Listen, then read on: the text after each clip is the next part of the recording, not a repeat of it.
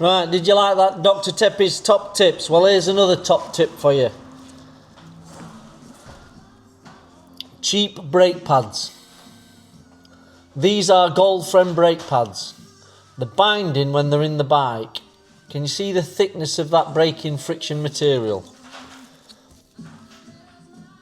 They are EBCHH. Considerably less friction material. Side by side.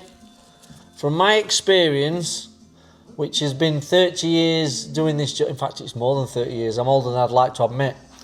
Basically, these Goldfren pads, you may as well put wooden blocks in your bike. I do not like them, and I've had nothing but issues whenever they've been fitted. I'm sure there's people out there that have had no issues, and they swear by them, but for me it's always the EBCHH.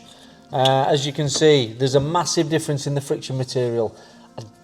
I don't know if that's to compensate for anything, but EBCHH. Dr. Tepi's top tips.